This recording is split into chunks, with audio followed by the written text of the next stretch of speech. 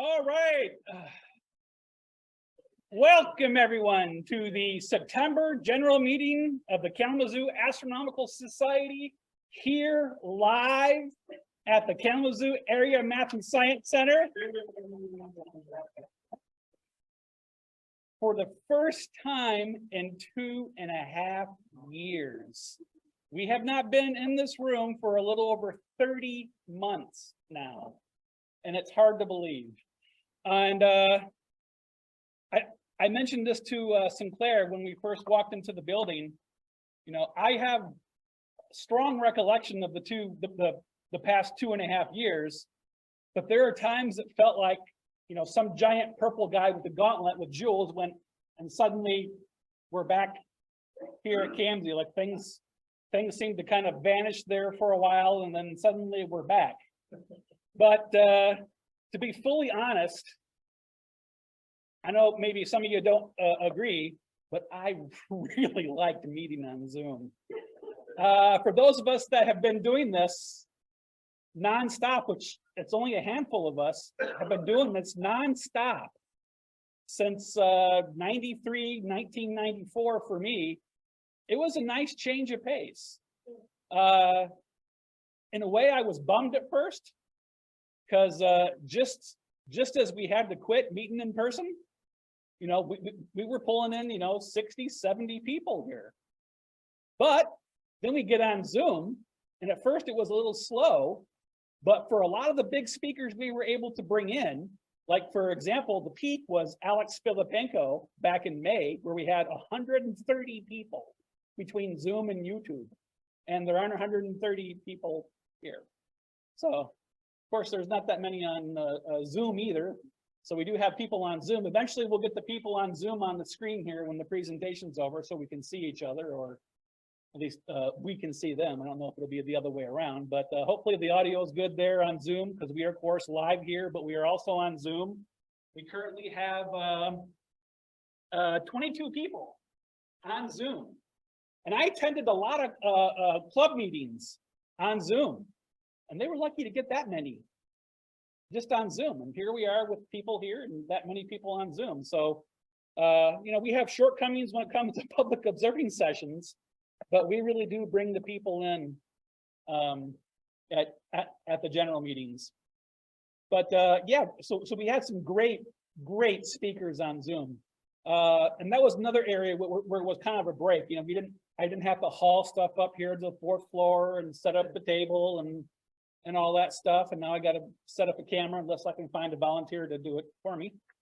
And so now we're kind of back in the grind of things, but it is good to be back. And so hopefully this will really help get us a little more lively group again, you know, because we have had trouble getting people to volunteer at public observing sessions and for outreach. And hopefully things will start to pick up again as we kind of get back to normal. But I can tell you one thing, if the roads look a little treacherous on like the first Friday of, you know, January or February, just send out an email saying, hey, we're going to meet on Zoom instead. I'm not going to deal with the roads. So we have that as a backup. So, you know, a lot of schools aren't going to have school days anymore, thanks to virtual learning. And we'll never have to drive in horrendous weather up here to CAMSI again, where I spend days and days putting together a presentation and like, you know, 15 people show up because the weather stinks. So that's great. So I do have some president report things to mention. Remember, before the pandemic, we always started off with the president's report, and then we'll jump into the presentation here. I just wanted to mention right at the top here, we have months to worry about this, but we will have a position open on the board in 2023, at least one that I know of. Andy Robbins, who is currently serving as the publicity manager, contacted me a few weeks ago and said he does not plan to run for another term. So if you would like to handle our publicity, you can run for that position next year. Or if you don't really want to do it as a board position, we can always maybe make it a volunteer position too. We can change the bylaws again and just move it off the board. But to me, it always made more sense, you know, to have it as a board position so we can talk about publicity we want to do for a meeting and observing and stuff like that. And I keep giving you updates, but I'm happy to report we are currently at 298 memberships. We are 2 away from 300 for the first time ever. And again, if you don't quite get the perspective of that, we never hit 100, as far as I know, ever until 1998, I think. We crossed over 100 in 1998 for the first time ever. If we did it before that, I have no knowledge of it because history is a little hard to come by for our group sometime. And then we didn't hit 200 until 2020. So it took us from, look, how long is that? 22 years? My math is a little rusty. So it took us from 98 to 2020 to go from 100 to 200. And then just 2 years, we're nearly at 300. We only have 2 to go. And there goes my iPad. I gotta set this thing so it doesn't turn off so fast. So how many guests do we have joining us here tonight? We have membership forums at the table. We only need 2 to put us over tonight. And I just want to remind you, dues are prorated. You get the rest of this year for free. And so you can be a member to either 2023 or 2024 and get this year for free. And if you either attended the picnic or you read the newsletter, which I know very few of you do, we have a eclipse viewing site. We have a 2024 eclipse viewing site. We are hopefully, weather permitting, going to observe the total solar eclipse on April 8th at the Chalk Bluff River Resort and Park. So I know many members have already reserved their spot, but if you have not, all the details of what to do are in the newsletter. The really short version is you have to call. You can't go to the website and reserve a spot. You have to call them to do it because it's still so far in the future. And I know quite a few members have done it already. So if you've been kind of putting it off, you want to do that as soon as you can and get that locked down. I know for a lot of you, it's way off into the future, but those hardcore eclipse people, they beat us by probably 3-4 years for their eclipse planning. So we are way behind compared to the professionals like, you know, Jay Anderson or Fred Espinack. And there are some outreach opportunities coming up. So again, here's your chance to volunteer. We're going to participate in Stories in the Stars at the Air Zoo on Friday, September 23rd from 7 to 9 p.m. Arya has already volunteered, he and his girls, to work either the greeting table and the hands-on table. So I think we really at this point maybe need just one more for the greeting table, you know, or the literature table. And maybe 2 or 3 people with telescopes outside, because I do want us to have telescopes there. So if you want to set up your telescope, you can do so on Friday, September 23rd from 7 to 9. And of course, we have Crane Fest coming up. Don, did you want to mention Crane Fest? Yes, I'd love to. Wait. Let's do this right. Oh. All right, everyone at home. Ignore the man. I gotta do my Phil Donahue thing. Here you go. So, what? Oh, okay. I'd love to talk about Crane Fest. Crane Fest is held, we've held it for the 26th year, even though it's been 27 years since we started it. Guess what? COVID knocked out 1 year. So we're on our 26th year. It's October 8 and 9. It's at 22315 Mile Road, Bellevue, Michigan. That's Calhoun County. And what we are is a group of people that's outdoor minded, come out to enjoy, hopefully, sunshine and see cranes land, come to roost there at the flyway. We're Big Marsh Lake, which is on our property, is on the flyway for migrating sandhill cranes, thus Crane Festival. We'll have arts and also other vendors. We'll have a food truck there, and we'll have activities for the youngsters. Oh, I'm so sorry. And the KAS will be participating as usual with their solar viewing and passing out club literature. I don't know if you plan to sell any goodies, but you can if you want to. And So it's an opportunity for us to engage people that maybe don't know that you can safely look at the sun, and you can do it with a white filter, light filter. You can do it with a red light filter. So that's our role. October 8 and 9, 315-mile road. I will send a flyer to you, and you can blast that out if you would. Thank you. It's near Turkeyville, yep. Yeah, about 4.5 miles north of Turkeyville. And of course, you do not want to see a crane with COVID. It's pretty nasty, horrendous spot. I think I just hit the button. Let me make sure we're still there. There we go. Okay. I accidentally turned off the microphone there for a second.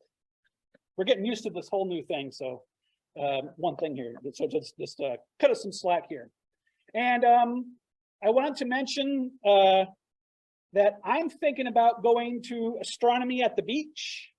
They've been doing this for about 10 years. It's mainly the clubs on the east part of the state who form kind of the Great Lakes Astronomy Club group. They asked us recently if we wanted to join, and I was like, oh, well, we'll see. And because we'd be by far the biggest club in the group. We're 3 times the size of the biggest club in the group now. So we'd probably have to take the whole thing over. But astronomy at the beach is at, what's the name of the park? Like Kensington Park? I don't think. Yeah, so that's about right. Yep. So yeah, so it's like a hour and a half, 2-hour drive. It's not terribly far. It's going to be on Friday, September 16th and Saturday, September 17th. But on the 17th, we have a public observing session. So I was thinking of going on Friday. I don't know if I'll bring a scope to do solar viewing. You know, they usually get like a few thousand people to this thing. So it'd be really fun to set up a telescope and explain what sunspots and prominences are for the 800th time in a day, because we've done that plenty of times. Or, you know, since this is the first time, I may just show up and see what goes on, because they have asked us to partake in this. So I think I'd like to check it out before we kind of make any decision. And of course, this is their first time doing this in, you know, over 2 years. So if anyone thought about going, you know, maybe we could either caravan or carpool or something. So again, astronomy at the beach, and I'm going on Friday, September 16th.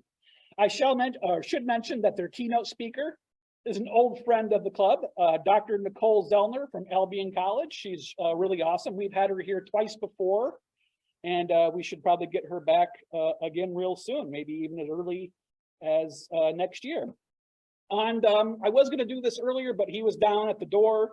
But I know many of you are here for the first time at the Kalamazoo Area Math and Science Center. Some of you have been members for what, nearly 2 years, and you've never been here. So I wanted to ask Sinclair to maybe come up in front of the camera so the people at home can see him. And tell us all about KAMZ. Right here. There's a microphone here. Yep. Everything works? Are you sure? Okay. Okay. All right. Well, welcome to KAMZ. Kalamazoo Area Mathematics and Science Center is a half-day program for academically talented students from Southwest Michigan, primarily Kalamazoo County. Although we have had students from as far away as Constantine, Three Rivers, Centerville, Matawan, one from Paw Paw, Otsego, Allegan, Plainwell, all over the place. The program has been in existence since 1986. I came on board in 1988, coming in with the 3rd class, and I have been here ever since. This is my 35th year at the school, so the school belongs to me. And there's a high probability I'll probably die in this school, unless, of course, where's Caitlin at? She talked me into dying earlier. So Caitlin McCarthy is one of our graduates who now is currently teaching Math 3 up here, and she will eventually take my role because her background is primarily in physics, which is, you know, I want my legacy to go on to somebody who I trust to do a good job, and having known Caitlin for a long time, that's not an issue.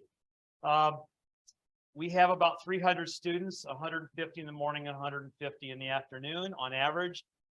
4 classes, 9th and 10th graders are morning students, juniors and seniors in the afternoon. It's a rich, academically challenging curriculum.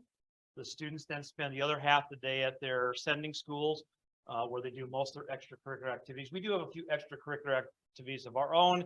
We have a student newsletter, 84 Steps, which I actually have some copies if you'd like to see what the kids can produce. We have a student senate that's pretty actively involved in the community. We also hold a couple of dances. We have a science fiction film festival, which I host in this room.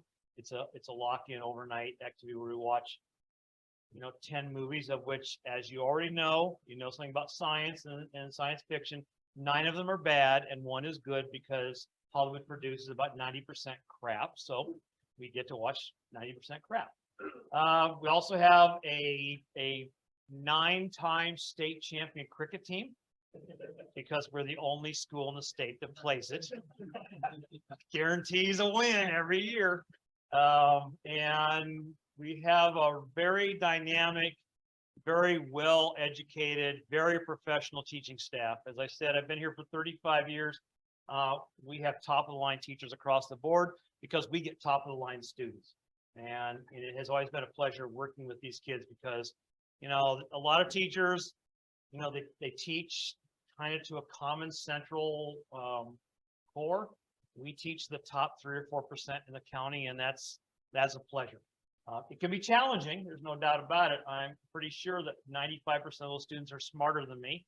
I know a lot of them are because a lot of them have gone on to get PhDs in physics and astronomy and geology, and so I know they're a lot smarter than I am, but it is nice to be able to challenge kids like that, and this is a really unique place. So if you get a break, go ahead and take a look at the commons area, walk around a little bit. Facility is pretty well locked up, but you can kind of see we're pretty self-contained, and it's an awesome place to teach, and I'm sure Caitlin agrees with that. So, thank you. Welcome. All right, so there you go, because everyone always asks me, what's KMC all about? So now you know. Okay, before we introduce the speaker, there's one thing I'm just still a little, I got some PTSD about COVID. So I think before I go in the crowd, I got to put my mask on. So hang on just a second. I got to get my mask.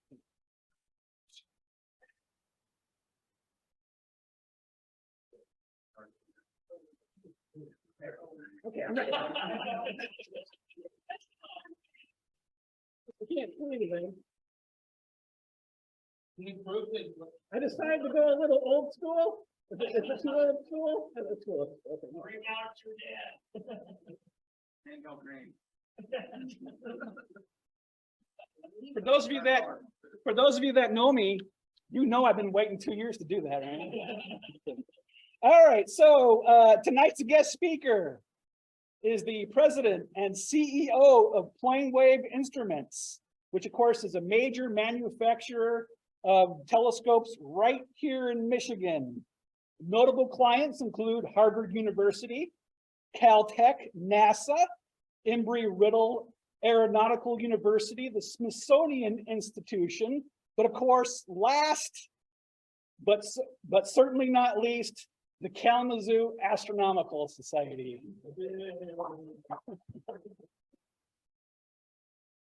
But of course, for those of you that don't know, we have our 20-inch PlaneWave out in Arizona. He has a BS in physics from UCLA and worked for their particle physics laboratory where he helped build the 20 mega electron volt particle accelerator. After UCLA, he was hired at Celestron as the staff astronomer and technical support manager. He rose to the CTO, Chief Technical Officer. Okay, I wasn't sure what that was.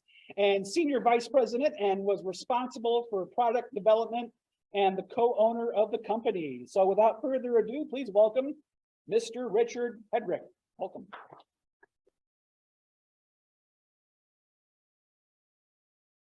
Do we have to share the screen again? Yep, you can pin this on you or just kind of have it nearby. It should be okay either way. Let's try and share again.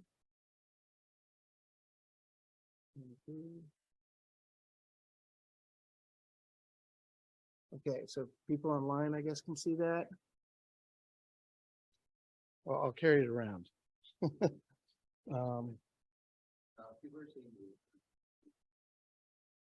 some people need to be let in. On Zoom. Now, some of these people could like be here.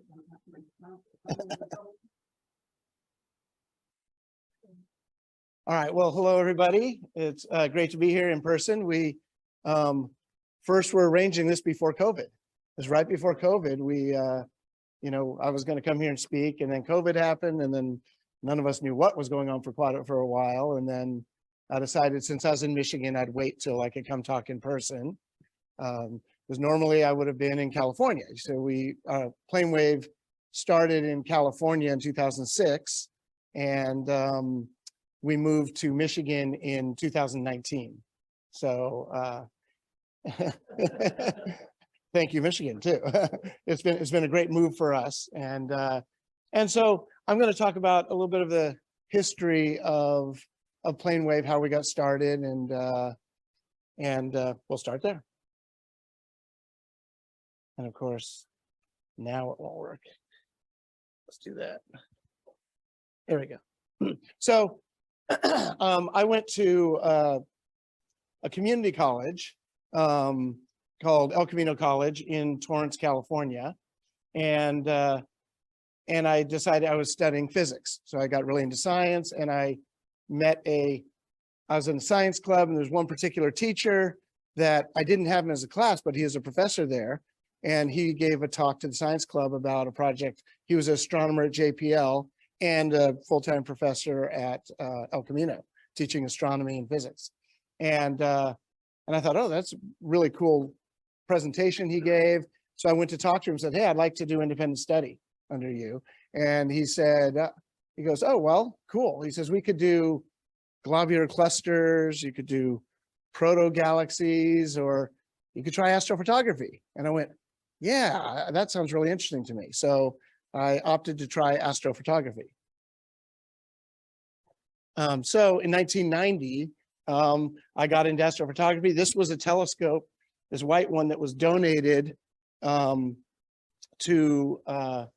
the college by someone. It's a homemade telescope that he built. It's a 10-inch, I believe it's like f5, and it had a Celestron 6-inch guide scope, and it was Celestron Pacific, so it's really old, and it was an f20 Schmidt-Cassegrain. You know, it's really old, and so that was a guide scope on it. And then I was also working while I was in school in tech support at Celestron, because I was into telescopes. So I would fill my car up with telescopes, go up, this is the White Mountains up in Southern California, great place, about 8,000 feet. And we would go, friends and I go observing there all the time and do astrophotography. Here's some old photos that were filmed. The center one was Hale-Bopp, and that was taken with a Schmidt camera, old film Schmidt Celestron 6-inch probably Schmidt camera, and you have to put the film in a light bag, load up the cartridge, put it in, get yourself aimed, then take the cover off, and then expose for a while, and then cover it back up. So fun times. And a lot of times I would go up during school, I would go up to Mount Wilson. In fact, I was just in California. I just got back yesterday, and I was there to meet one of our aerospace customers. And we went up to Mount Wilson to, we're putting a telescope there together with them to be a demo unit for LaserCom. But I remember I was driving up and going, oh, there's that spot where that picture is. So I forgot I was going to be showing this picture today. So this is, I would sometimes go up there on a weeknight and set up a telescope, and you could, you know, I was taking this is just with the camera, and you can see like Jupiter was rising and it's shining on fog. This is a big valley there, and fog is, Jupiter's like reflecting off the fog. It's kind of a cool picture. And we would go observing all the time. This here is on the right or the left of me is Professor Perry Hacking, the guy that got me into astrophotography, and that's his 20-inch telescope. And then Professor Lloyd, and this is up in Baja, California, San Pedro Martir. It's about 8,000 feet, totally dark, the best site I've ever been to that I could drive to. And the Mexican National Observatory is just above on the ridge. So the astronomers, as they drove by, they stopped and saw what we were up to, because we'd go here all the time. And this is off in the desert, the Chuckwalla Mountains in California. So I got into astrophotography. I fell in love with telescopes. I started seeing the tie between photography, telescope design, and physics. And it was a place where I could see where I could, all the math and physics I was learning, I could apply to this instrument. And it just was a real turn on to me. And so I came to Professor Hacking and I said, hey, what do you think about starting a telescope making class? I'd gotten the book out of the library, the telescope making book, Texero, if you've ever read it. It's almost unreadable, but it's translated from French, very technical. And so I was reading that and I'm saying, look, we could start this. And he goes, well, and he was an amateur astronomer and also a professional astronomer. Obviously, we're out observing. So he said, well, if you can get 10 people to sign up, I'll see if the school will give us a place to work. So I went out and got 10 people to sign up and we started a telescope making class. And that was 91 and the telescope class is still there today. So it's really a neat, lots of people. So this is the first class that we did. We all made 6-inch telescopes. And my first one was a 6-inch f6. And there's Perry working, a young Perry. And then, so this is my first telescope, this black one here. And that was my 6-inch f6. And then there's an 8-inch a buddy made. And then over here is a bunch of Dobsonians that we made. So we made 16 and 20-inch Dobbs. So even after I left El Camino College and went to UCLA, weekends I'd come back and spend at the optics lab and we would make telescopes. If they had low turnout, one year didn't have enough students, then we would sign up to make sure it always had enough people.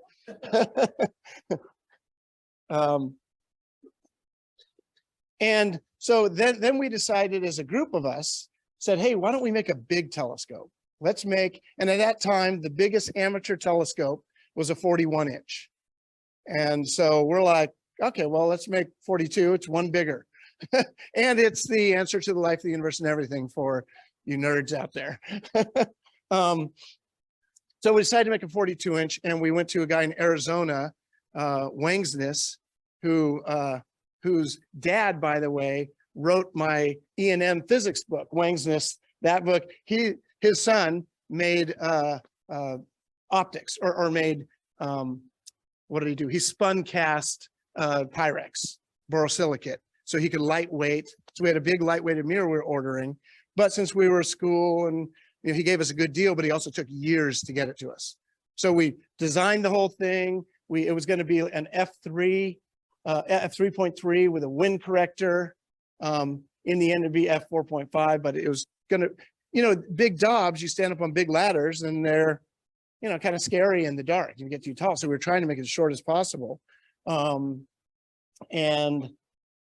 we were designing it to be optimized for the 31mm Nagler, which was the eyepiece of the time. So the holy hand grenade, right? So there in 1998, we ordered the mirror, and there it is there's the Pyrex chunks, the borosilicate chunks, and there's the mold. And then a guy heard about our telescope making class and started showing up on weekends and started asking questions. And you could tell he's made telescopes in his time too. And he said, saw our 42-inch project, thought that's pretty interesting. And he goes, you know what? He started asking questions like, well, if you had a Cassegrain that had, how much back focus would you want from the eyepiece? And then he'd come back with other pointed questions. Well, what if there was a tertiary, how big, and he was going through, how high would you like that? And he was slowly taking a design that he had come up with and started applying it to what we were making. And then he came and presented to us this design.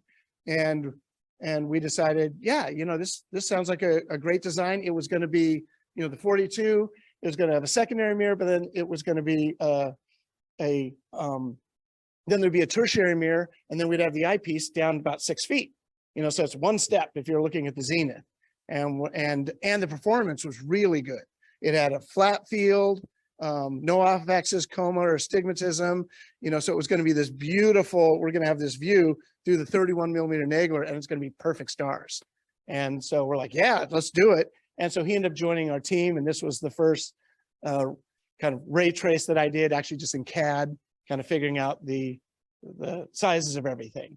And so this ended up being the first CDK, which later is the telescope that PlaneWave brought to the market. So, and we made the first CDKs before this one was finished. So, because this took years. While we were waiting for the primary mirror, we made the secondary mirror, and we made all the lenses, and we made a reducer set for the lenses, which we did everything by hand, waiting for that mirror to come in. Finally, in 2002, the mirror comes. And here we are starting to grind. And it was a rough surface, so it took a lot of grinding. And so there were 6 of us in the group, and the other guys in the telescope making class would come and help. So we always had help. But there we are, there I am. Here's Jason Fournier, one of the other owners of PlaneWave, and Joe Haberman, he's our main optics guy at PlaneWave. So in telescope making, I made probably 4 or 5 telescopes, and Jason made probably about 4 or 5. Joe made like, 10, 20. I mean, he just loved fighting with glass. I mean, I loved making telescopes, but I didn't actually love fighting glass. I loved designing a telescope and that part of it, but Joe likes fighting glass. So he is the optician, not us, and professionally now. So, and there's Joe. We're testing the radius of curvature there. There we are, 3 people at once starting to polish. Actually, that's probably figuring polishing. We had a bigger tool. Here's our tester we made, and we did Foucault testing. I don't know if any of you know Foucault testing. It's a knife edge you put in there, and you can put a mask on the front, and you can see where all the zones are focusing and determine the shape of the mirror. This was software that Dave wrote that we could put in the Foucault data, and we know the shape of the mirror. There we are, lifting it off the polishing. So when we did make it, we put a bunch of astigmatism in it because we weren't rotating it quite enough, and the plate underneath. So we had to then repolish the whole thing. I mean, so it took a long time to make this thing, lots of learning. So there's the back of it. Here's the secondary mirror. And in 2009, we finally had a finished telescope. But at this point, we started PlaneWave in 2006, right? So it got finished in 2009, just took a while, but it was beautiful, and it worked well. We took it to an event in California called RTMC, Riverside Telescope Makers Conference, and had it out in public there. It was really fun. There's it under dark skies. Took 2 pickup trucks to get it there. But so moving back in time, while we worked on mirrors, I started working at Celestron, and then I was rising up. In fact, by 2002, I think we had bought Celestron by then, but it doesn't matter. We started talking about a flagship for Celestron, and the CDK design had perfect pinpoint stars across the field, and CCD chips by this time are starting to get bigger. You had what was the SBIG? Why am I drawing a blank? Had the 35mm full frame. Anyways, the SBIG had like the camera that everyone was buying. It was starting to be a big chip versus 6303, and then the 11,000. So 6303 was when we were starting PlaneWave. That's right. And so we're like, there's not many telescopes that actually can give you pinpoint stars across that field. And there's RCs, but the RCs, you have to put field flatteners in them, and they're hard to make. And their secondaries are aspheric. So the CDK had a spherical secondary, which means it's really easy to align the optics to get the performance out of the telescope. So we would talk about, gosh, what would be a flagship for Celestron? And so 2003, we ended up we made an 18-inch at Celestron. There's myself, there's the president of Celestron at the time, and our mechanical engineer, Bob. And there's Joe. Joe did the optics. And so we made an 18, and then we decided to turn it into a 20-inch telescope. And there's kind of the first CDK 20. I don't think we called it a CDK yet at Celestron. And this was a Celestron mount we made. So this is a prototype, and we were out testing that. Let's see what else we have. So yeah, here we are out. There's Joe, Jason, and myself out up near Mount Wilson, up on top doing some testing. So I was at Celestron at that point, and we had sold Celestron to, first we had bought Celestron, we bought it very leveraged. And at that time, it was really hard to raise money. And because we needed to get some more investment, but in order to do that, just no one was invested. It was right, .com, no one wanted to invest in anything. If they invested, they wanted to take the whole company, and then if you succeed, give it back to you. So we're like, hey, we're gonna have to sell. So we were gonna sell to Meade, who was gonna give us the most, and they didn't. Meade was afraid of the Federal Trade Commission had stopped Meade and Celestron from merging once, and they're a public company and they couldn't do it. So we ended up selling to our Chinese manufacturer, who didn't pay as much, and then later that same Chinese manufacturer through another company ended up buying Meade too. So then, the FTC did a really good job. So China owned Meade and Celestron. China still owns Celestron. Meade has gone bankrupt now, and is owned by Orion. So, but anyways, at Celestron at the time, we were working on, we had sold it. I was not too excited about having the CDK be a Chinese product, and it was hard to make for Celestron. So the only way it's going to be made is if I kept pushing it. And we were making things like the Sky Scout at the time, which is now obsolete because of this device. Not that that was a phone, but this was a cool device where you can point at something and it'll tell you what the object is, or you can pick something and then it would guide you to the object. But now phones do that, pretty well. So I stopped pushing the CDK and eventually made a deal with Celestron to take all the inventory we had and take all the drawings because we had the 20-inch, and start PlaneWave. And I got total support from the president and from David Shen, who was the owner of Cinta and the owner of Celestron. And so they were very, helped a lot to make it happen. So then we started PlaneWave, and there is Joe and myself and one of our first telescopes. And see what else. That's kind of our first shop. It's one telescope. The shelves are empty, but we're starting to get inventory in. And so here were the actual original owners. So it's Joe, Jason, myself, and Corey Lee. Corey Lee is now the current president of Celestron. Since then, we bought him out, but he was a mechanical engineer. He worked for my department when I was at Celestron, and he designed on the side the 12.5-inch telescope. So the mechanical design of our 12.5. And so I always remind him, if anyone calls with a problem, I'm like, Corey, man, your design needs some work now.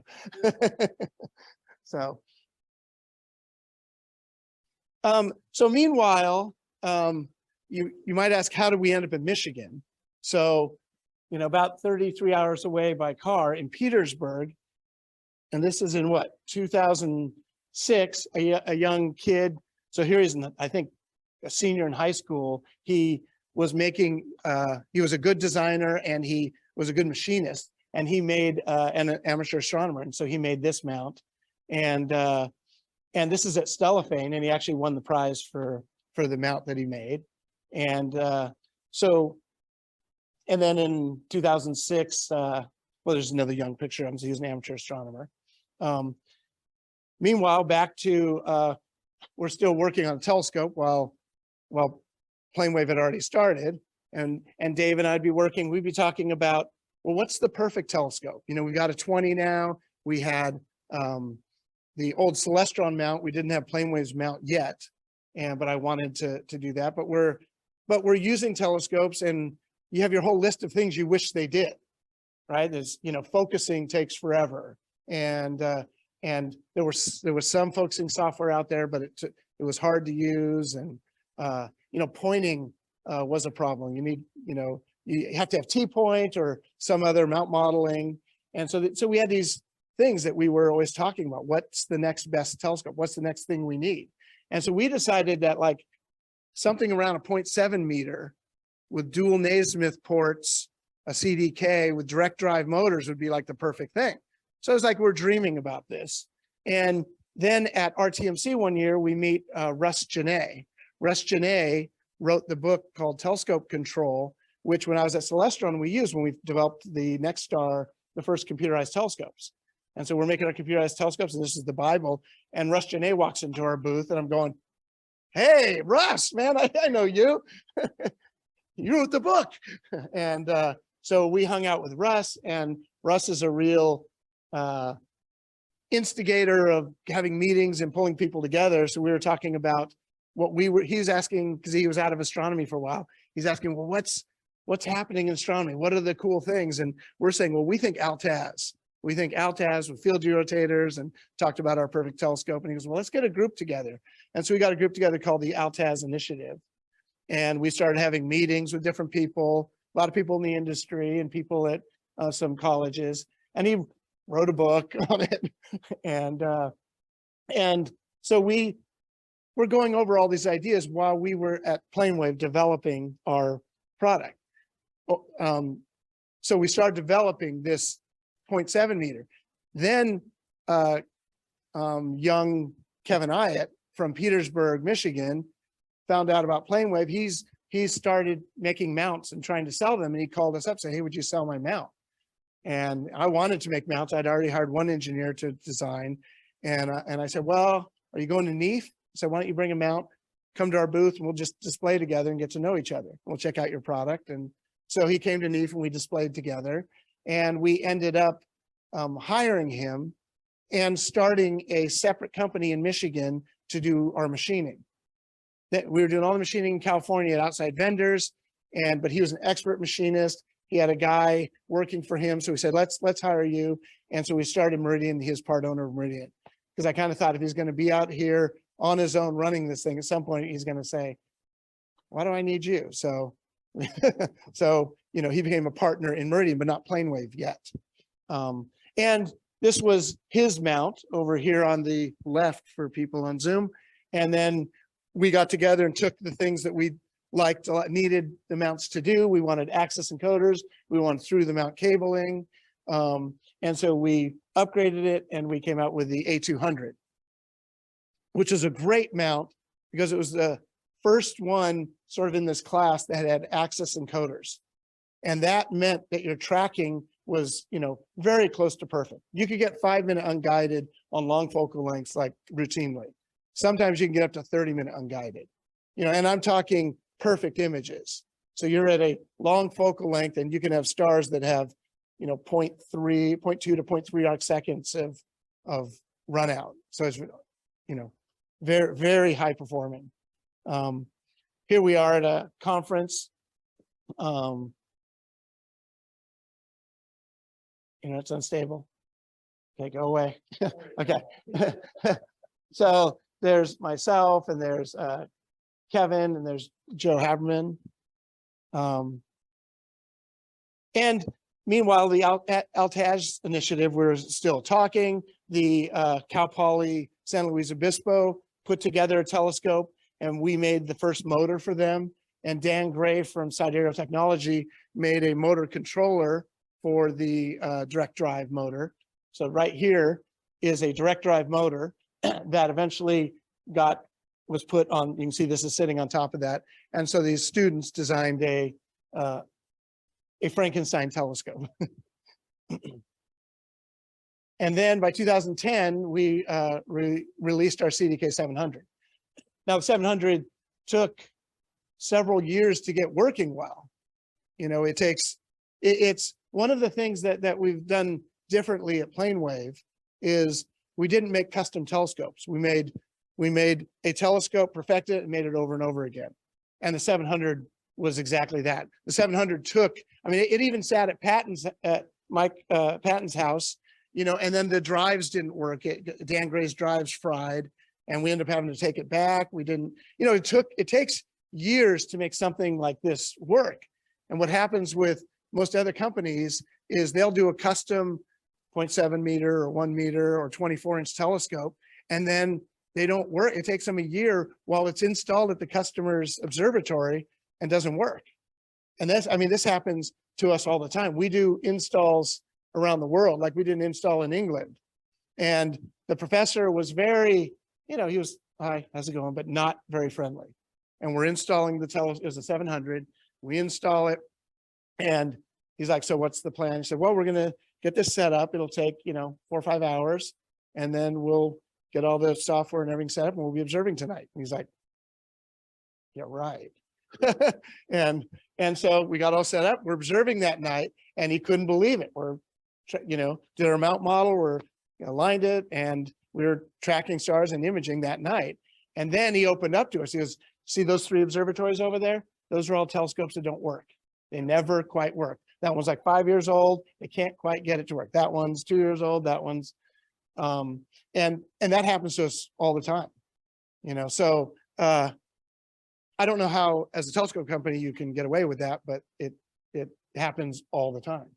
And then the professors that picked that telescope and bought it, you know, they're just quiet about it because it makes them look bad. So they'd rather just it not be used and no one talk about it. So anyway, so the CDK 700, this is dual Naismith. The light comes out this side, a mirror can rotate and it can come out the other side. You can put a spectrograph on one side and a camera on the other side, or if it's a observatory, when you do public star parties, you get an eyepiece on one side, and your expensive camera, you don't have to take it off and on every time. Like here is Minerva, which is, this is on the top of, this is Mount Hopkins in Arizona, and they have 5 CDK 700s, all 5 of them feeding into one spectrograph. It's $1 million spectrograph in a room over here. And on the other side, they have CCD cameras. So this is the first dedicated observatory to looking for exoplanets. So this is, and for Earth-size exoplanets. So, and then they've got these 5 here, and in Australia, they have probably about 8 or 9 more. So they have Minerva South and Minerva North. We were, at the daytime, we were just showing them off and being silly. But so here's a 700 doing fast acquisition, and this is a webcam, which is 3 minutes by 2 arc minutes. So it's just showing kind of fast acquisition going from one star to another. See, that's a little bit on the edge of the field, but it's really low. So this is direct drive motors, meaning there's no gears, right? So there's no gears are really finicky. You know, when you have a properly adjusted telescope, you should be able to just turn the worm with your hand, and it kind of should feel like butter if you want this thing to perform well. But if you are imbalanced, they lock up. If they're imbalanced and you're going where they're releasing the load, they chatter. If you grab on it, the little tiny bearings that are holding that worm in place see all that load and can break, can get worn out. You're always wearing on the gear. So gears are super finicky and they wear out. Direct drive, the only things that touch are the bearing. So the bearing is the only thing touching. Otherwise, you rebuild this giant motor into the device. And so these bearings are meant to be used for, you know, years, moving at, you know, 100 RPM, and we're using it moving at, you know, 20 degrees per second. You know, I mean, it'd take forever to wear out the bearing. In 2017, we had from our success with the CDK 700, which, by the way, so there's about, I think there's 87 CDK 700s out there. So, and of our 1 meters now, there's like 22 out there. So there's no company that has come close to delivering the numbers that we have on these. And like the CDK 700, the 1 meter gets installed and working that same day. But it's a long day. I mean, it's a long, you work hard to get it in, but every one we've done in 1 day. So then we brought Ritchey-Chrétien in because Ritchey-Chrétien was part of the original Altaz initiative. And so we're hanging out with him there. Some of the features are the mirrors we use now, and in the 1 meter, it's a lightweighted mirror. So this is a 120-pound mirror. We machine it ourselves I guess this one's okay. And so we machine that ourselves. And that's the key to the 1 meter being a 3,500-pound telescope, as opposed to being I was jumping ahead. I'll jump here. So this is kind of cool. So we took I'll back up real quick. So from the 700 and the 1 meter, we decided we wanted to take that technology down to a smaller mount that more people could use. So this is a direct drive, the L mount we call it, and here it is tracking satellites. It's sitting, mind you, on so it's vibrating a little bit because we're sitting on a pallet. We had to slow down the acceleration to stop it from vibrating as much as it was. But this is real time. That's how fast it's slowing.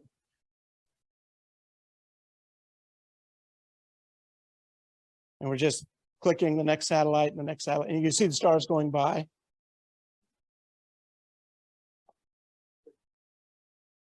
Yeah, you can. What's that? Yeah, right. That one was behind the building. Anyway, so we end up with, this is sort of a product line of telescopes of complete systems we have. I have a couple. Now I have some kind of miscellaneous things here. Here's a neat shot by Martin Pugh with a 17.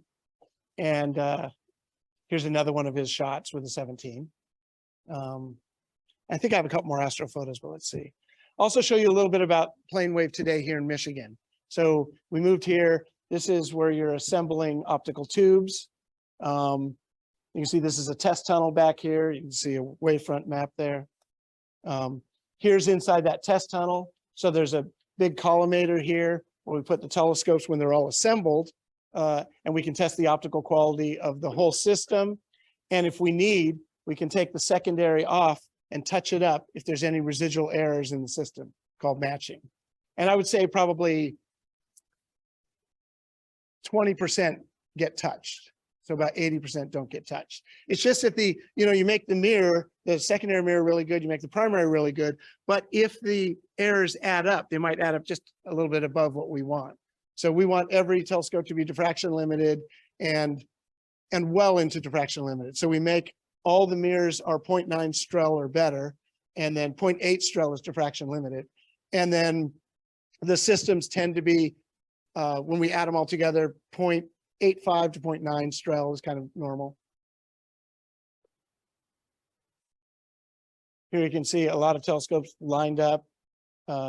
Some of the big telescopes are 0.7 meters, and there's 1 meters back there. This ceiling back here is taller to fit the 1 meters.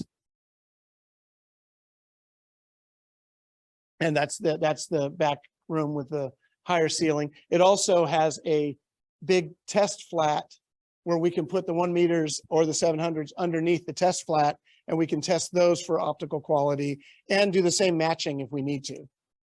So every mirror gets tested itself, the primary, the secondary, the lenses, and our flats for the M3 on these guys. And when you take that, then you put the whole thing under the test tunnel and you check the whole system.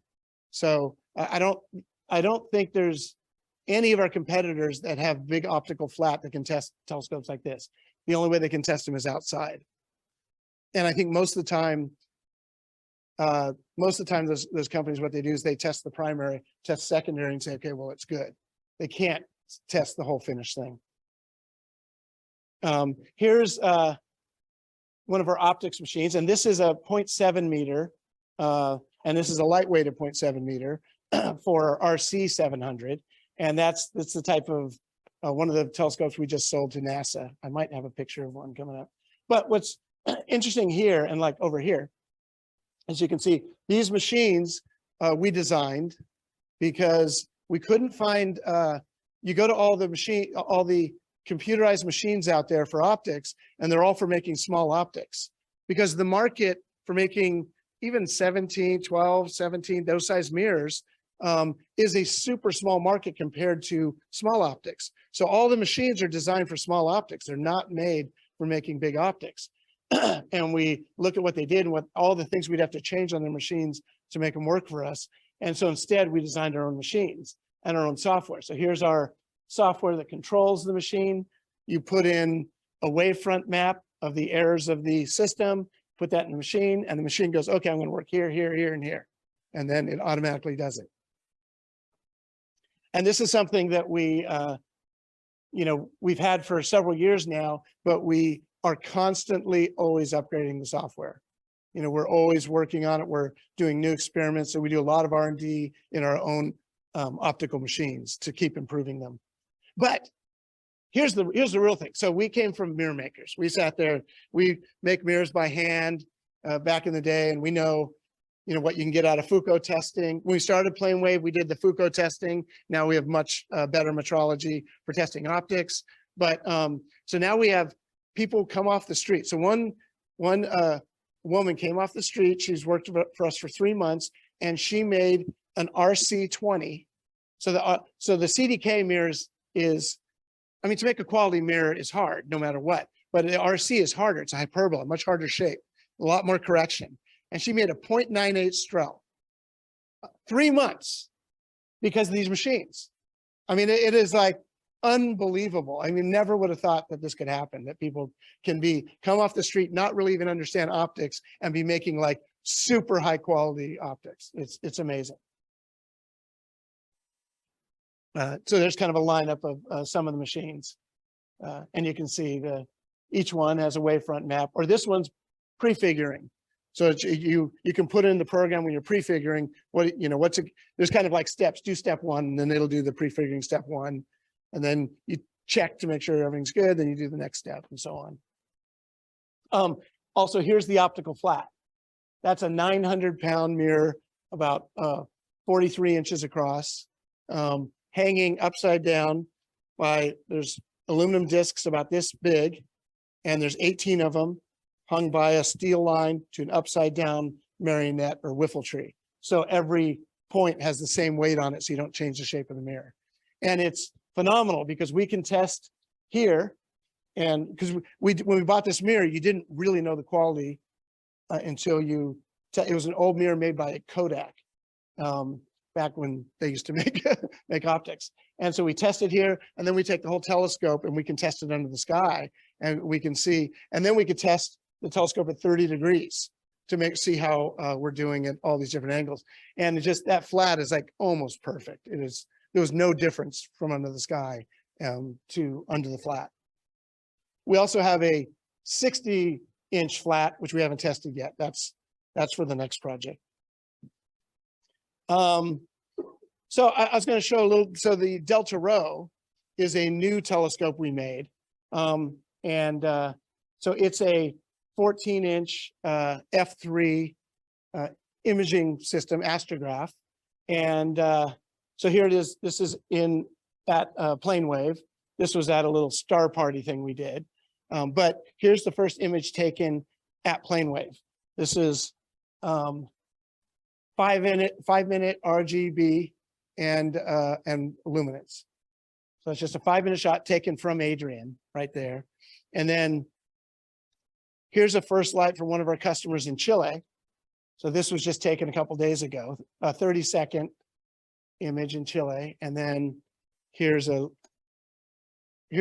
5, 5, and 5 of LRGB taken with the telescope, just just like 2 nights ago. So I thought I'd show you that. 14-inch, yeah.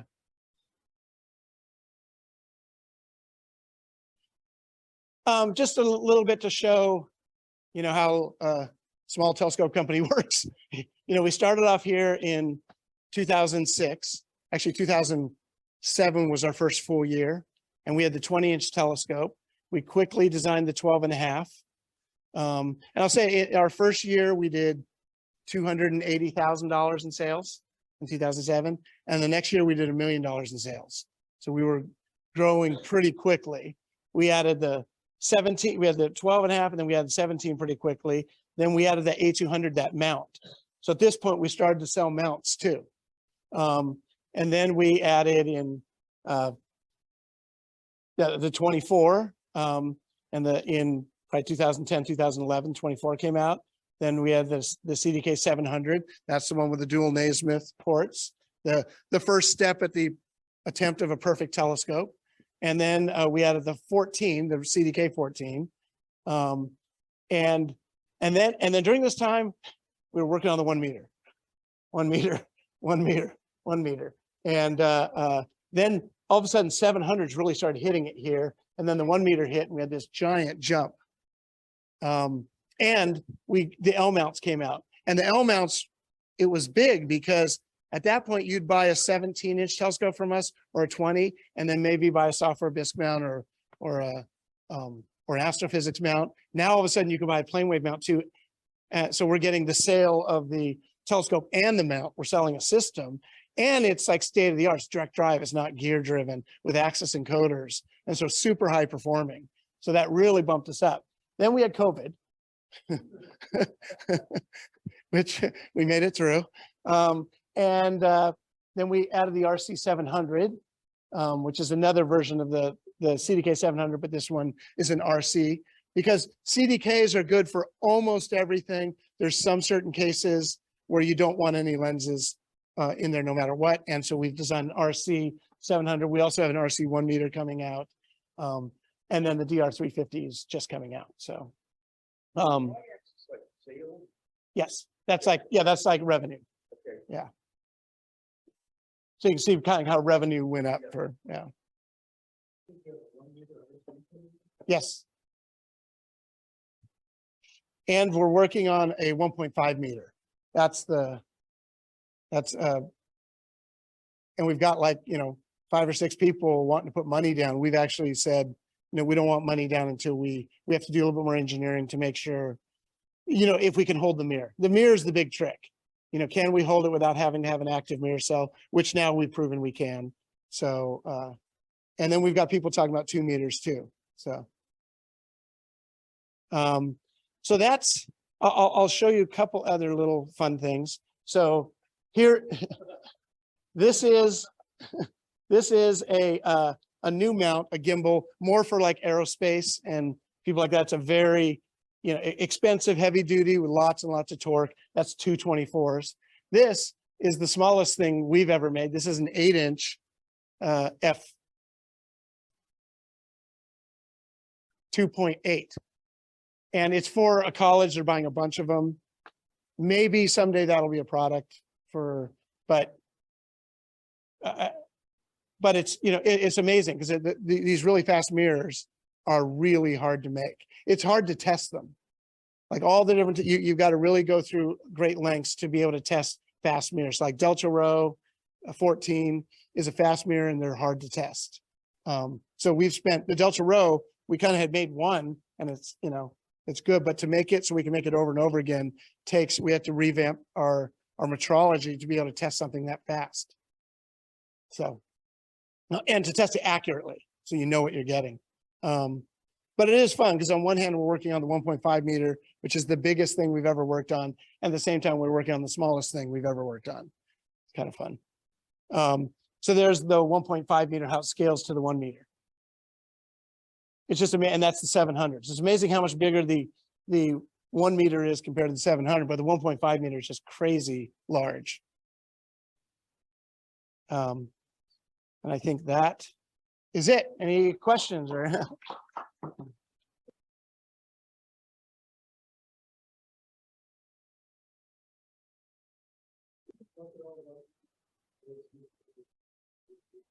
Yeah, I can talk a little bit about that. So, we started off, our market was astrophotography. That's the first CDK is designed to have pinpoint stars across the field. And then we started, but then universities use these telescopes too. And so we kind of had universities and astrophotographers wanting these telescopes. And then we made the direct drive in the search for making the perfect performing telescope. And then we brought that direct drive down to the L mounts. So everyone, other people could enjoy this cool technology that slews really fast and, very, high performing tracking. And turns out that the L mounts and the direct drive is also what you need to track satellites. So immediately, once we had these direct drive mounts, people doing satellite tracking. So there's a part of the market we call SSA, which is space situational awareness. We actually go to shows, and that's for tracking space debris and tracking satellites, tracking enemy satellites. The military wants to track Chinese satellites. I mean, turns out there's so much stuff going on up there that we're not really aware of. The Chinese are really aggressive in space. They're hiding satellites behind other satellites so we can't see them. They're taking satellites and they go up and they bump one satellite against another to show us they know we're watching. And so there's just, going to these shows and learning what's happening, it's unbelievable. So the other market is, there's more and more satellites getting up there. They're collecting more and more data, or being used for communication. And you need to get the data down, and you need to get, we need higher bandwidth than what exists with RF. So the satellite dishes can only get down so much information. So the best way to get down information, right, is like fiber optic, but it's just a pain in the butt to get a fiber up to a satellite. So you instead use laser. So it's fiber optic technology, but the link is the laser. But it's been a market for the last few years. We could see it coming, but the market hasn't defined itself. They don't know really what the right answer is, and there's not links in space yet. So just now, like this year and a little bit last year, they're starting to get some links up there, and there's lots of money being put into the research. So we've sold probably 15, 20 telescopes into LaserComm, but this is all just people doing their experiments. And now we're starting to look at contracts for people trying to put networks down. And there's real plans in the next year for many satellites going up with the downlinks on them. So, and it's tricky stuff, because you want to get, it's one thing to do it for geosynchronous orbit, because those are like, they're not really moving much. And so you point to those, you point back, and you might need a bigger telescope for those. But for LEO, those are moving very quickly. They're a couple hundred miles up, and you need lots of stations, and you need to be able to track quickly and smoothly without a lot of jitter. And so, I mean, there's people talking about, there's one group that's talking about making a new internet backbone with satellites and LaserComm. It's like 450 stations around the world, and this is a complete backup to the internet, where you would have very high bandwidth all across the world. So there's NASA bought the RC700 from us to do laser communication with the next moon launch. Next moon launch, they'll do RF communication, but they want to do laser communication with the spacecraft going out there. And they're talking to us about 2 meter for doing LaserComm to the moon. So LaserComm is definitely, I think it's one of those markets that, hell, I remember when I was at Celestron, they were talking about LaserComm, and Meade like made a deal, a contract, because Meade was public at the time, made some contract with this point-to-point LaserComm company, and then went public and all this, raised all this money, and then it never went anywhere. And LaserComm has kind of kept doing this, but we're now at the point with cell phones and all the data that's being collected that they just can't get the data down quickly enough. So that's the other business that's really there's a lot of growth potential for us there. And luckily for us, you know, like all the aerospace companies are coming to us for this, and there's startup companies, you know, that are raising lots of money. We're working with that's why I was just in California, as we were working with a company called Monarch, and Monarch had bought, they're a German company, but they started Monarch USA, and it's all for laser comm contracts. So, any other questions? Yeah, I was hoping you could talk about the adaptive optics solution. Sure. Well, so we're working with a company called Heart Scientific, Heart Sci, and they're in Arizona. They've been designing an adaptive optics, kind of the same thing that we're doing with telescopes, where you make the same thing over and over again rather than custom. They've always made everything custom, but they thought, what if we made a product? And we talked to them and kind of planned what we said. Oh, I think the 701 meter, they can pay 100 grand for something pretty easily. And, you know, so they started designing around that to be able to do that. And so, yeah, so finally they've completed. We had first at that Minerva site I showed you guys, they went up there. You might have seen pictures of that where they had the adaptive optics on a telescope. That was up at Minerva. They're testing it up at Mount Hopkins. So you'll start hearing more and more about that, because it's just kind of complete and we're just announcing it. And we will be selling complete units through PlaneWave, and they also will be selling PlaneWave telescopes with the units on it. So we'll be working very closely with them. They're great company. I was gonna say, if you have a question, please wait for the microphone, because you saw someone on the chat there, maybe. Oh, Folks at home can't hear, so does anybody else have a question? I can repeat it too, if that helps. So, why the name PlaneWave? That's one question. Okay, so PlaneWave, when I was in college, and you know, if you take a point source of light, right, and as you move away from it, you get a spherical wave coming out, and as you approach infinity, that spherical wave becomes a plane. So it's a plane wave. So it's collimated light, or light out a point source out at infinity. So in one setting, it's starlight. It also has, you know, other uses in physics, but basically it's the same thing.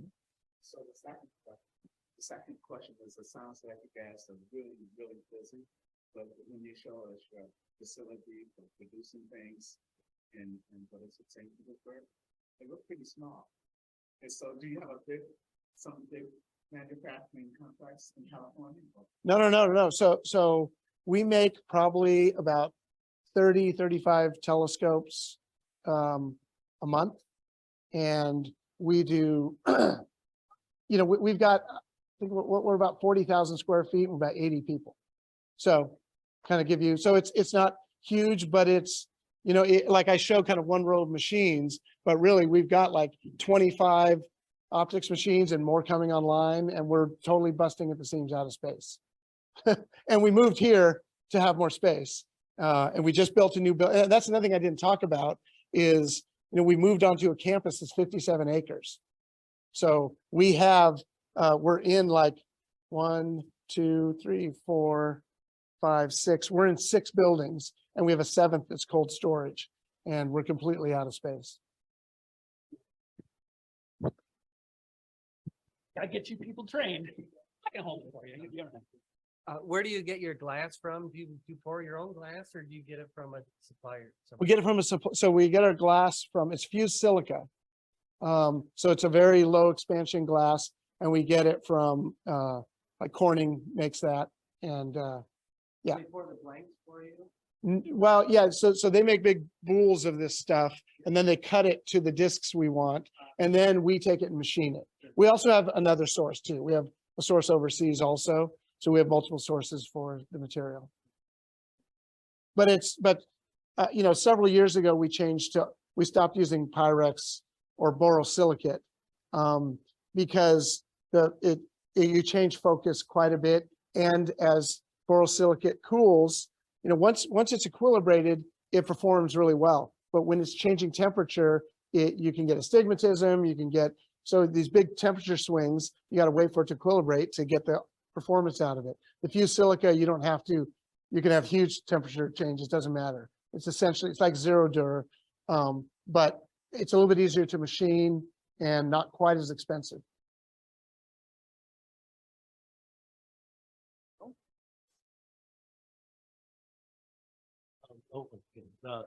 Just a real quick question.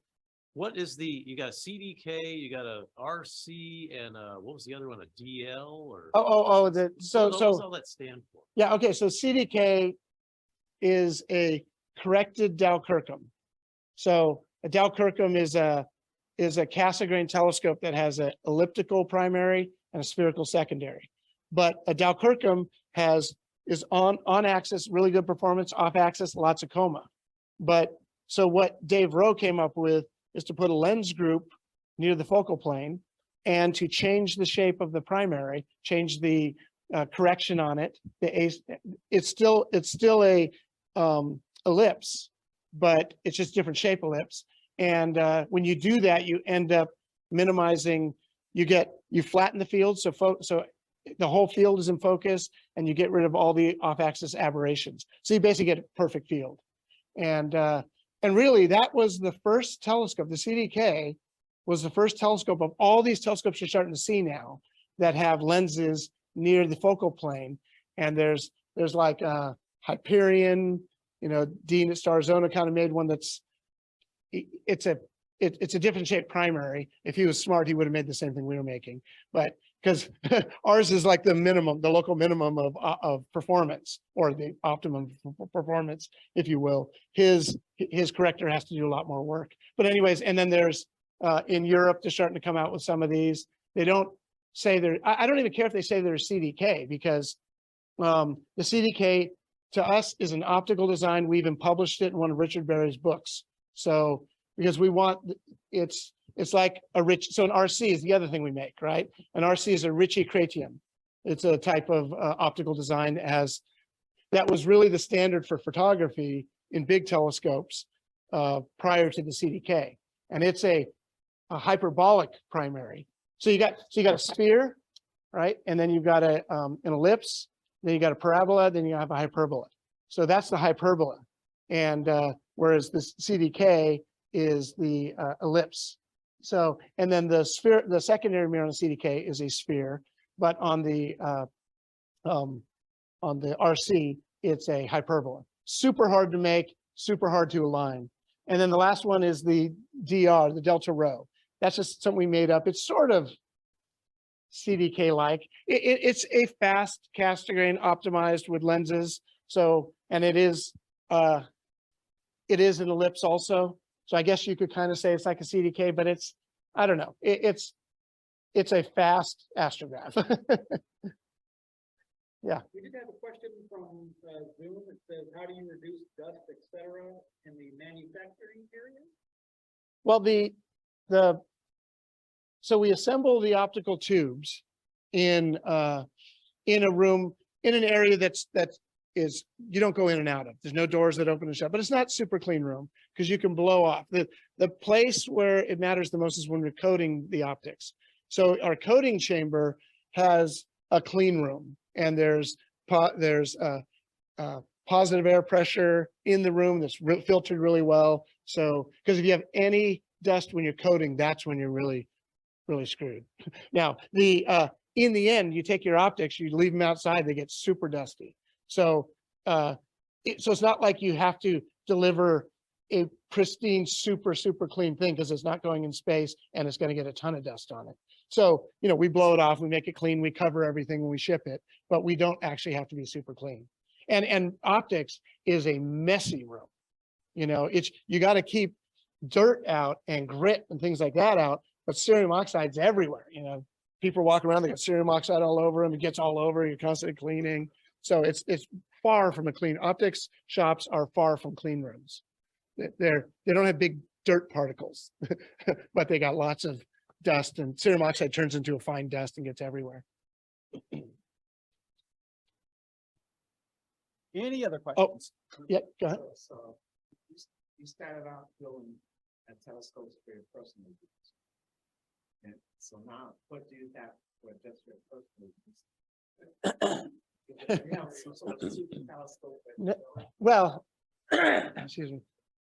Yeah. So you're asking, what do I started off making telescopes for my personal use. What telescope do I use for my personal use now? So I have my 16-inch Dob that I'm trying to put back together because I want to pull it out and look through an eyepiece again. I mean, we do have sometimes when we install big telescopes, we look through, but I don't have, PlaneWave has telescopes. So we have a 17-inch telescope at Sierra Remote Observatory that we use for testing. We use for when we want to use it. We have a 24-inch at OPSTEC in Chile. That's our own personal telescope. So we use those. But I tell you the truth, we're more letting some programs that are doing scientific research with students use those telescopes a lot too. There's a program called INSTAR that we're working with a lot, and they're using our telescopes to do something called speckle interferometry and to do other science on double stars. And while we're doing that, we're developing new software and things to make all that stuff easier. So I'm not using the telescopes as much as I used to. In fact, I'm not even the last install I did. So in the beginning, I would test all the telescopes outside. We would test everything, but we had to test everything outside in the beginning. And so Joe and I would have to test everything outside. I would help assemble, and I would go do the installs. And as we developed more and more software, then Joe didn't keep up with the software. So then only I could do the installs. And then we had Kevin Iyett, where he didn't know the optics side, but knew the mount side. Eventually he got to where he could do installs. And now we've got like a team of people to do installs. So the last one I went on was a 1 meter install. And that was a few years ago, probably 4 years ago. And, because it was a really good customer and I wanted to meet him. And so we installed that. And I was just like, I'm done with this. This is like so much work. It was great. We got the thing installed, but it was running up and down stairs and just, a ton of work, staying up late. And, it's, there's the whole other side of trying to learn how to run a business better, because we're growing, and you hit these levels. Like we've finally hired, like we are engineering strong. So a bunch of engineers, a bunch of technical guys. Who was the guy acting as the CFO? Me, and while I'm good with numbers, I'm not a finance guy. And so, so we finally just like this year hired a controller, and it's the greatest thing ever because, well, he's looking at the things we need to be looking at, and I don't have the time to look at it. And, and when I did take a personality class test years ago, the thing that was like the bottom of my list of things that I wanted to be was an accountant.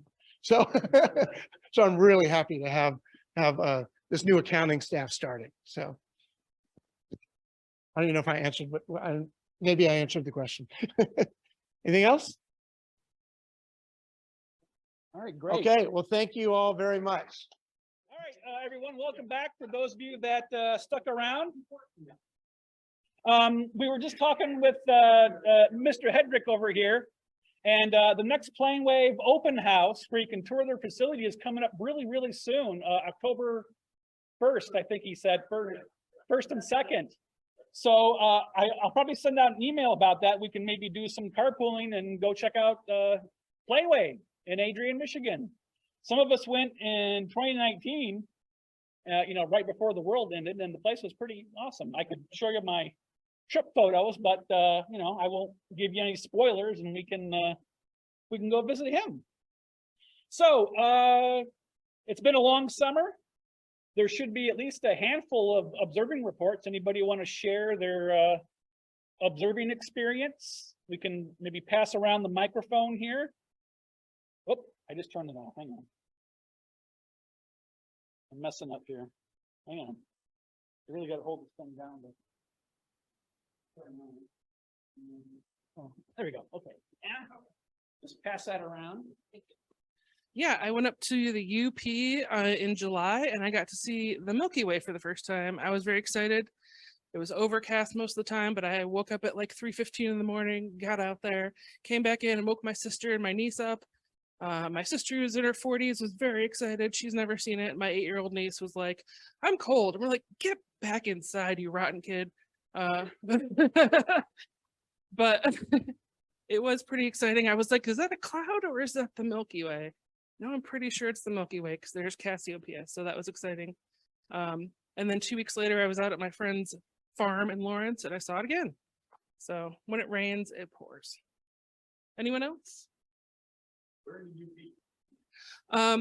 It was, if you go through St. Ignace and then follow the harbor around maybe 20 or 30 more minutes, it's like right off Lake Huron, a few hundred feet is from where we were.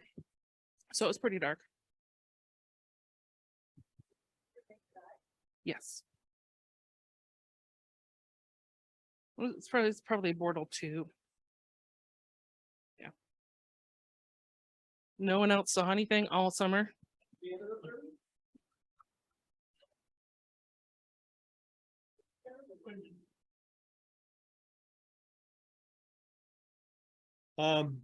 Pierce Cedar Creek, which is Cloverdale Road, just south of Hastings, off of M37, had a couple of Wednesdays that they held some astronomy class, and then I brought out telescopes to show people hopefully what they had talked about.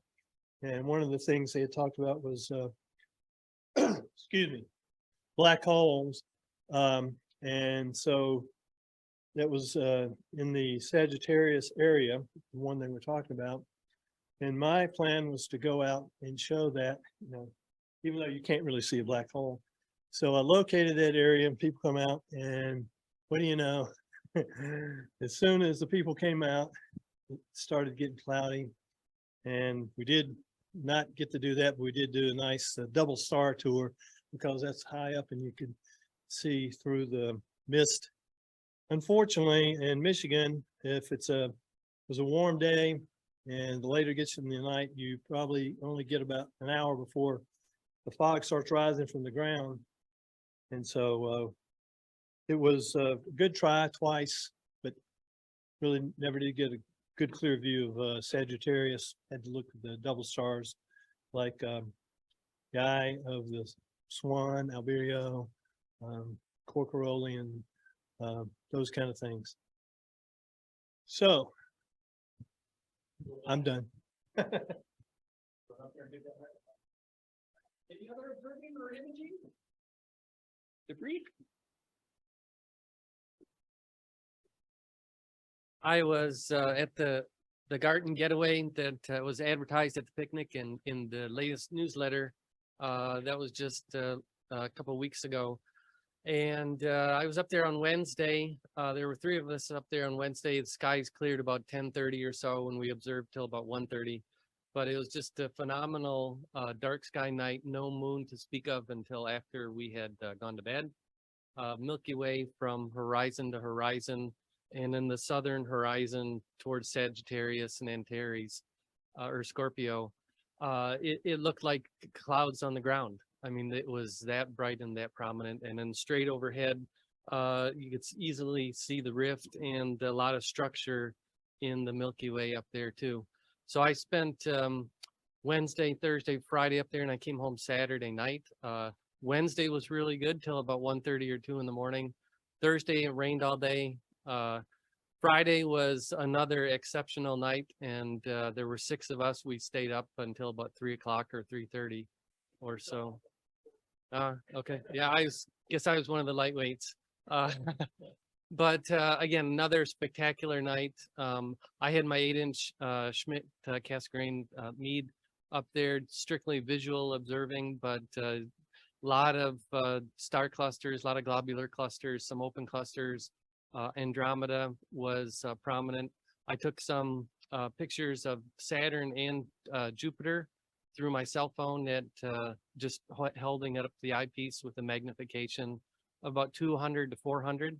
And the pictures turned out really, really well, just trying to hold my cell phone up to the eyepiece. So it's really phenomenal observing time, great place, plenty of room for more observers next year. And then also I was out last night great night, beautiful night for a walk. The moon was very prominent, but you could see the brighter constellations, and also Jupiter and Saturn are up fairly early in the nighttime now, so they're well placed to see.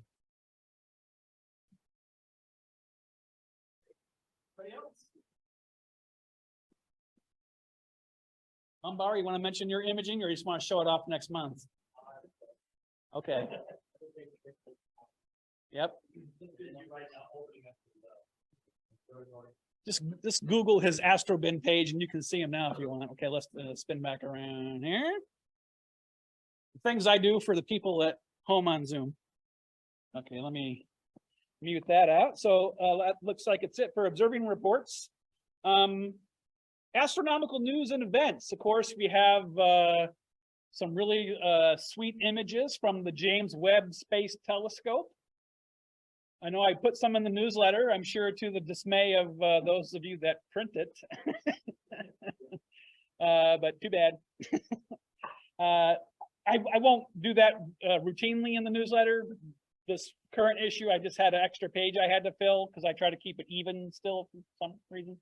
And so I just went ahead and threw one in at the last minute. But the really good one just came out, yesterday or the day before, of the Tarantula Nebula from the James Webb. That was, I think, the most exceptional one so far. So that was pretty amazing image. And of course, there's one of my former students, sent me this email about how the initial data from James Webb is now through the Big Bang out the window, and I'm like, no. So there's that rumor going around the internet that now the Big Bang theory is obsolete, but no, it is not.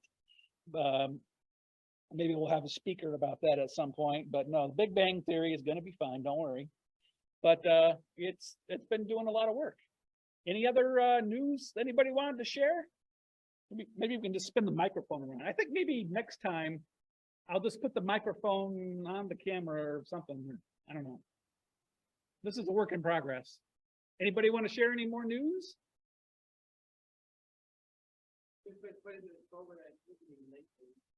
Yeah.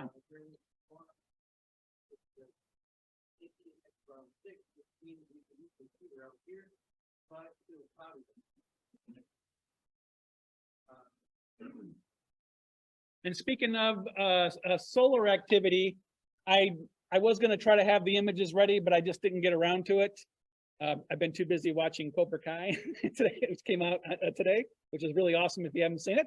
But I'll probably screw up the name, but there's the Daniel Inhofe Solar Telescope. It's like a 4-meter solar telescope in Hawaii, I think.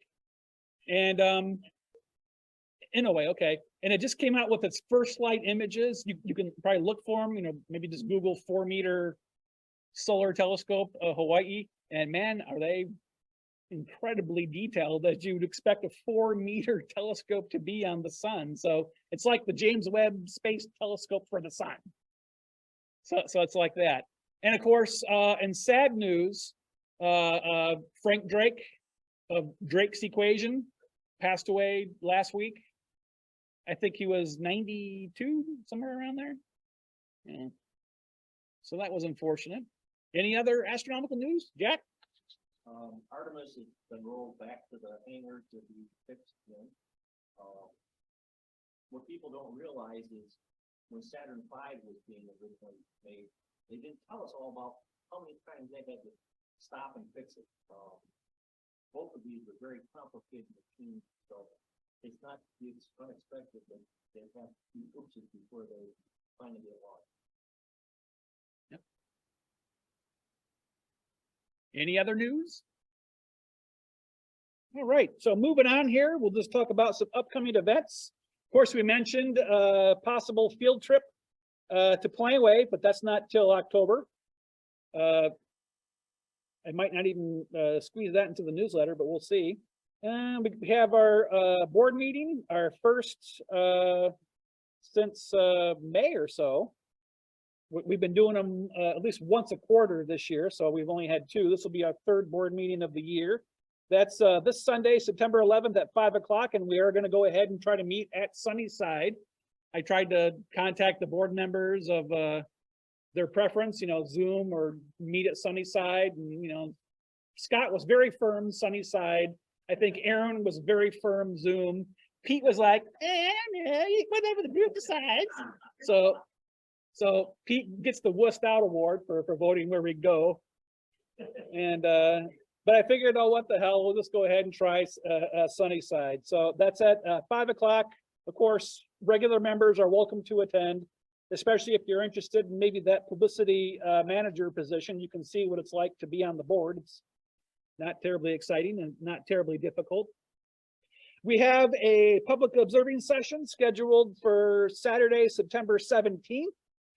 We've had 2 cancellations in a row, unfortunately, which hasn't happened to us this season. It seems like we have one, then we cancel one. We have one, then we cancel one, but now we've had 2 cancellations in a row. So it's screwed up our 50% average. But we're going to try again. Hopefully this time it'll be clear, because this would be our first session with no moon. Seems like every time we have clear skies, it's with a freaking moon in the sky. And then we can't show the people the deep sky objects in a little more clarity. I know some people like the moon. I know Joe Comiskey left, but screw it, I hate it. It's terrible. And then there's a observing SIG session on Saturday, September 24th. I don't know if anyone from the SIG wants to talk about what you guys do at the SIG meetings. Aaron's too busy taking notes to.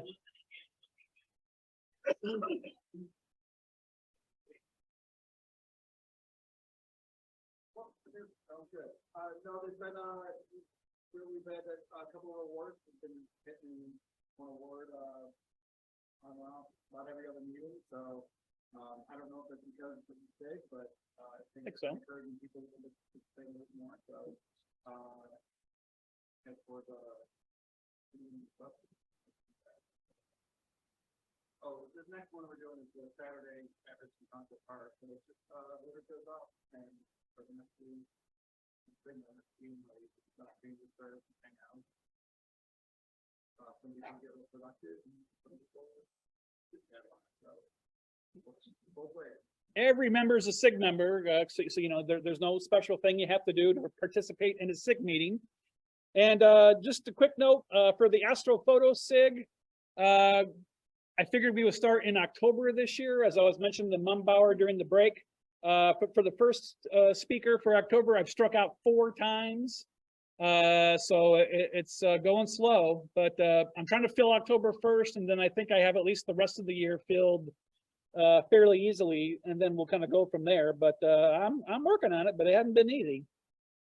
Prime focus. The deadline, of course, is the 15th of every month. So if you do have any equipment reviews, observing reports, travel to an astronomical destination like a cool planetarium or astronomical museum, something you can't find in Sky and Telescope, but things you should probably share with the members because it's the Kalamazoo Astronomical Society. So you're supposed to share stuff with members. That's supposed to be why you're here. So it doesn't have to be long, like 400 words or so, 400 and 450 words plus 2 pictures. That's like 1 page. So it's not hard to do. So if you can't get it to me for the October issue, any issue after that is fine. Any other things we should talk about? 2 things. Oh.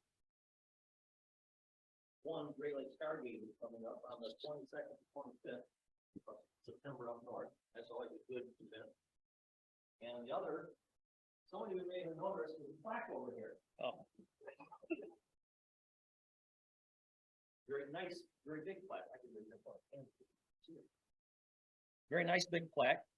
It says the 2022 Webmaster Award first place presented to Richard Bell, Kalamazoo Astronomical Society, for outstanding websites, presented by the Astronomical League Federation of over 300 astronomical societies and over 22,000 members, dated July 30th, 2022. So congratulations to Richard. I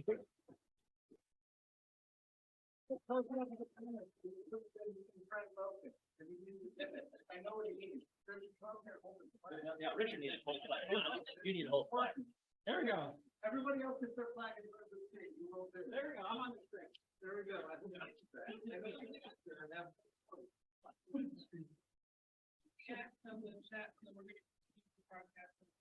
We're gonna keep trying. I'm still not sure how we're gonna do, Speak of the Devil. I'm not sure how we're gonna do Astrophoto Night. I think I still, because usually we have people bring their pictures to put on my computer. Because it just makes it easier than having to unplug one cable and plug in another cable. So if we keep sharing the screens, we can probably even do Astrophoto Night. Because for Astrophoto Night, we're gonna have to make it dark in here so people can see the photos really, really well. So we'll probably just kind of kill the camera and share the screen on Zoom. People can see the photos that way. So we'll of course do November too. I just got confirmation of our November speaker today. You can look on the website to find out what it is. I'm not going to mention it. And the only meeting we won't do on Zoom is the December meeting, because that's our annual meeting and our winter solstice dinner party. And we'll talk more about that at the board meeting on Sunday, because that'll be our first time doing that. Because that's going to be at the 4 Points Sheridan, because the years of doing like the old holiday party here, they're gone. And I'm glad they're gone, because I was sick to death of putting out tables and chairs every year. So that's gone. It's never coming back. And I am really, really happy it's not. We're going to play bingo. We're still doing bingo. Don't worry. So Gus will be very, very happy. Gus can win, but Mike cannot.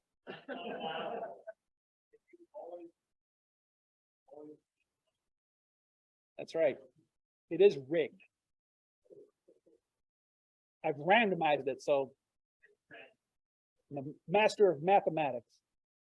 All right, so as mentioned, the October meeting, as always, is astrophotography night. So the KAS shutterbugs will show off their best images from roughly the past year or so, and I'm hoping to actually finally be able to sit down and process some pictures, but I'm in front of the computer so much doing newsletters and other club stuff and other stuff for me, and I get tired of being in front of the computer. So